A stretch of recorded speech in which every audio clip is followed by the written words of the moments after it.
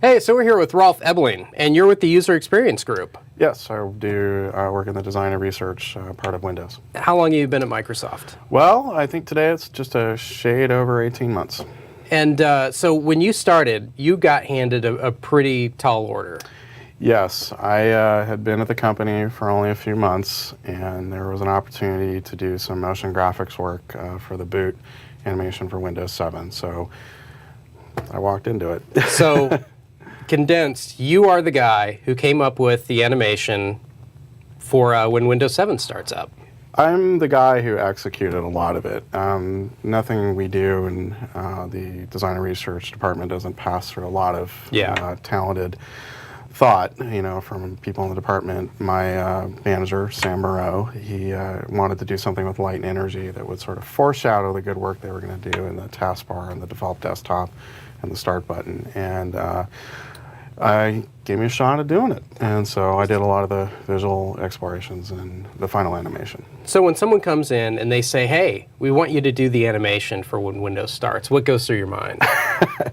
The funny thing is, I can remember very distinctly Sam kind of leaning into my doorway and going, well, how good are you with motion graphics? And it's one of those moments when you start at a new job, there's a moment of terror and excitement. You're never going to say, oh, I'm not very good at that. You have to take it on. And I took it on, and I think what happened was I had a proof of concept based on a lot of the brainstorms Sam and Stefan and Mike Gilmore and I, people in our department, had done, or we got together and did this, and it caught on. It got people, and I think that's the point when I realized that this might happen.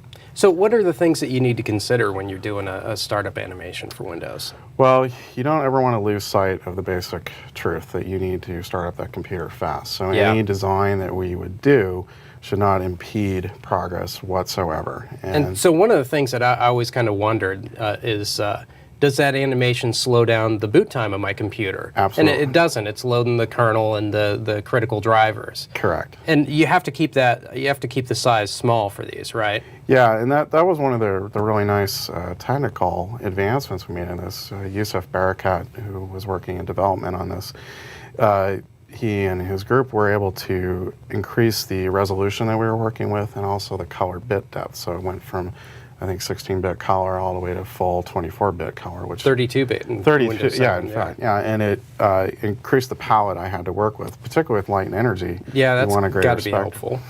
Yeah, so he was able to do this in a way that wasn't going to impact the good work that the kernel team was doing to improve the overall performance of boot. Long story short, that animation will never stop your computer from booting up as fast as it possibly can. In fact, if your computer boots fast enough, you won't even see the whole animation, right? In fact, during the launch day, I was watching the coverage, and I noticed that Steve Ballmer was opening up a brand new laptop that was noted for its boot speed, and it blew right past the animation right to the desktop. And that was like the... So you kind of... honestly, it was probably the best thing I could see. That meant that the work we had done, we had done beautiful work for people who were going to be there for that moment, but it didn't stop. But your 7 seconds of fame turned into 2 seconds of fame. That's not a problem. Yeah. And so that's one of the 7s in Windows 7. Is that animation is 7 seconds? Yeah, it's 105 frames total, and it's meant to run 15 frames per second. That adds up to 7 seconds. And so is it an AVI that plays, like a video, or is it a bunch of still images? It's 105 still TIFF images, actually. They're 200 pixels by 200 pixels, and they fire off in a sequence that, again, going back to Yusuf, they were able to do some code that would guarantee a good frame rate. Yeah. And a possibility. So, and what's nice it was bumped up from Vista, right? Correct, yeah. yes. And it's nice, the first 4 seconds run in a linear fashion. That's the firefly or the motes of light coming together. And then the last 3 seconds will run in a cycle. As long as it's needed, and hopefully that isn't. So if I've got an old machine that's got a longer boot, it'll just keep cycling through that like a loop. And we designed this experience, or engineered this experience, really to be pleasant for the fast and the not as fast. Yeah. And one of the things that I didn't even notice until I read it last night is that there's no sound in this. That's right. And what we did was, in part of this process of not interrupting the good work that we're going to do to make the overall boot, is we found that since if we could have a greater color depth and a little bit more richness to the frame rate, that a lot of the weight of introducing the system could be shifted to this boot animation. And in doing so, we were able to take a few stages out. The Vista Pearl, we were able to remove that and still have, you know, a good branding experience at the beginning, as well as decoupling the sound from that graphic appearing. By doing that, we removed, you know, a few speed bumps getting to that logon screen, and that's where the audio will fire. When the animation starts, the drivers aren't even loaded at that point. Correct. You don't even have graphics drivers loaded at that point. Yeah. What kind of challenge is that? Well, again, it was a matter of working within the confines of that 200 by 200 and knowing that the frame rate, you know, was not going to be, you know, like high def video. It was going to be 15 frames per second, which considering where you are in the system, that's actually quite good. Yeah, and it's a CPU driving these images, so. So in terms of the design, I actually had to make sure that the movement of the elements wasn't going over great distances, because that would draw attention to the fact that there wasn't a fuller frame rate. Yeah. So there was a much more subtle movement to them, especially the pulsing of the light. So that's the kind of challenges I was having. Yeah. On the other end, these guys are actually doing the real code to make this thing work. Yeah, there's those people too. Yeah. Frankly, that's where the important stuff was going on. I made some, you know, little light and drawing. Cool. So how much direction did you get on this? Well, as I mentioned, we initially started this with Sam Morrow and some other designers in the department, and it was brainstorming, whiteboarding, and then the interesting thing was, while I did spend a lot of time personally, you know, doing all the animation work, all the different variations, there was upwards of 35 iterations that I did to finally land at the one that shipped. It was a lot of that sort of fabled hallway conversation. People would come into my office in the morning, see what I was working on, and really the challenge and sort of the fun in all this was synthesizing all that commentary. Like, how do you keep the core idea, which we all believed in, but still get all the good feedback from both people in the department, as well as our partners in marketing, on the engineering side. And that was actually a real challenge, you know, like how do you keep the core essence of an idea, but with, you know, still taking the good feedback. And that was a good, you know, 3-4 months of that. And it was a great way to meet people. Yeah. And also, I think, help people get to know me, because I was the new guy. Yeah. And see how I handled it. And I think, you know, it's subjective, but I think it came out pretty well. So did you get to the point where you're like walking around the world looking at everything and thinking about it as how it would be? Yes. You know, part of the animation? There, you know, inevitably there's some late nights working on something like this, and I can remember very distinctly driving home on the freeway and just noticing how the light was sort of pillowing out. I don't know if that's the right verb for it, but, you know, from the water gathering on the windscreen of my car. And it's not a literal translation of that in the design, but just the sensibility, the impression of it.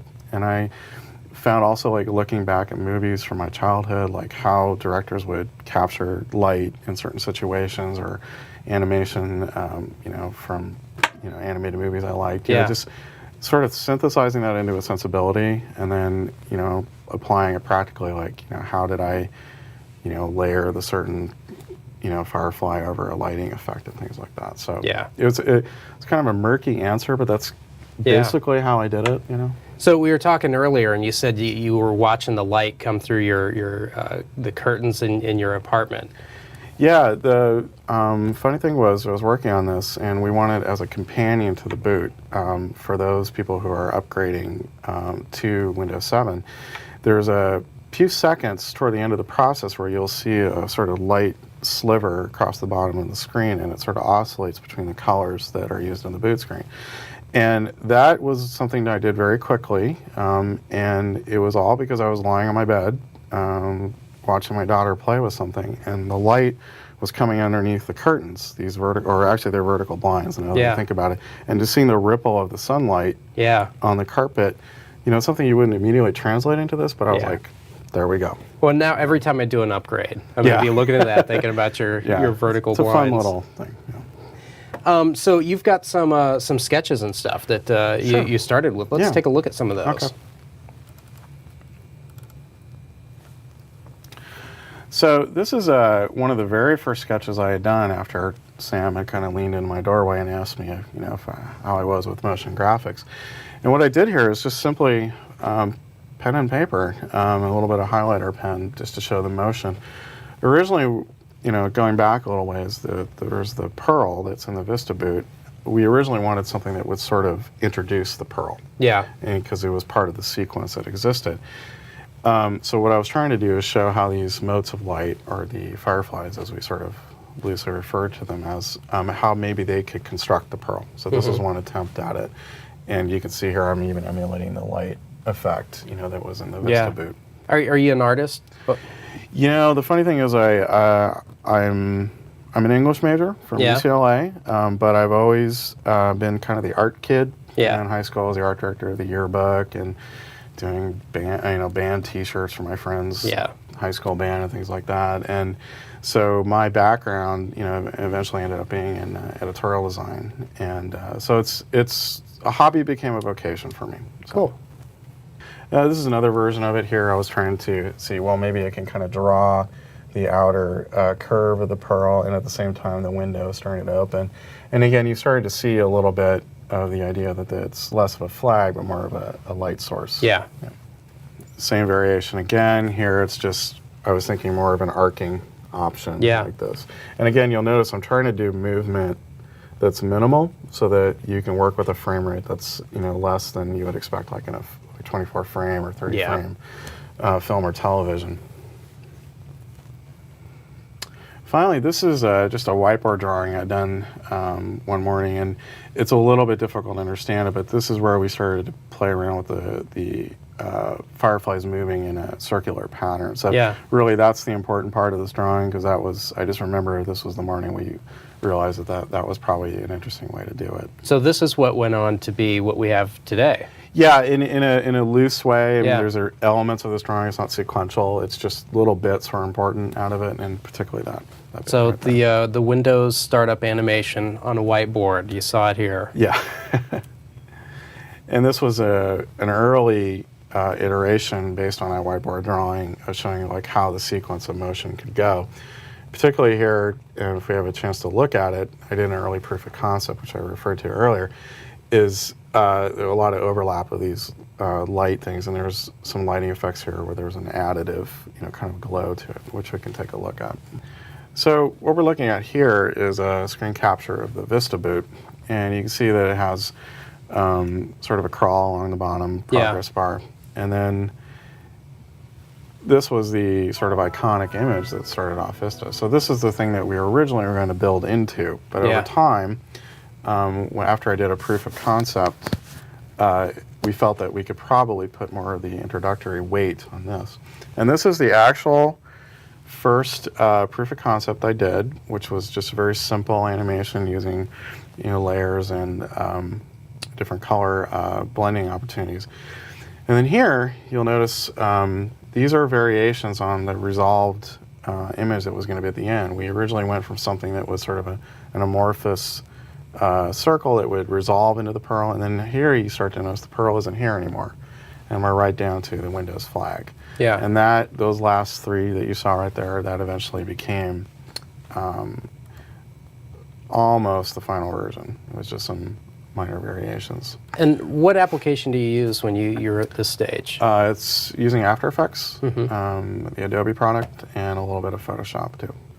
So what we're looking at here is the final version of the Windows 7 boot animation. I made a simulation here of the or what you actually see on the screen, but you can see it here, it's just running linearly, but it's that pulsing flag that will actually loop as needed, but hopefully not much. Thank you for your good work there. Well, I have to thank all the people I worked with and partnered with on this. That little 7 seconds animation wouldn't happen with a lot of good coding and program management and good input from my coworkers. Well, it's cool to see the story behind this, so thanks for telling us about this. Happy to.